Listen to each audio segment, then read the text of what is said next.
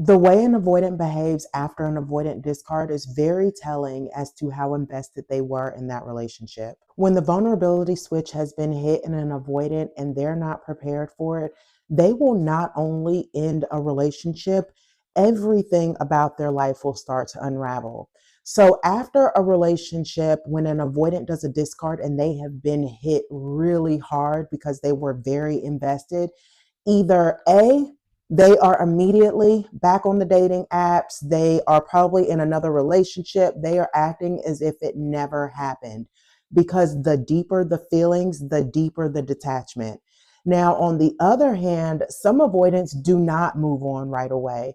Instead, you start to see every aspect of their life kind of unraveling. So now all of a sudden they're having issues at work. Maybe they're completely engrossed in nature or in video games. They're not going outside with their friends anymore. Their house is a mess. They look a mess. Their whole life has completely unraveled. That is because, just like anxiously attached people, avoidants are also battling low self-esteem, low self-confidence.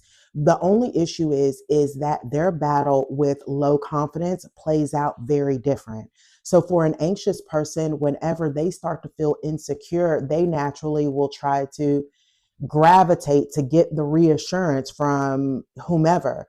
But for an avoidant, the second they start feeling insecure, they have to disappear because they don't want anyone to find out. Avoidants are ruled by shame whenever they are experiencing big feelings. This mimics their childhood. They would experience big feelings and then they would be met with shame or just no support.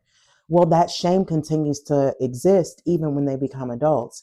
So when they start to experience big feelings like love, then immediately there is a lot of shame associated with it. And that's when they have to cut the connection. And once again, I am not saying this to feed anybody's delusion because although I said what I said and I stand 10 toes down on it, the avoidant is still not emotionally available. It does not matter all of the love they have for you if they're not willing to give it to you.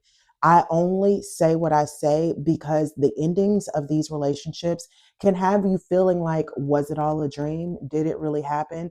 Because you have someone who is shut down so much, you're questioning your own sanity.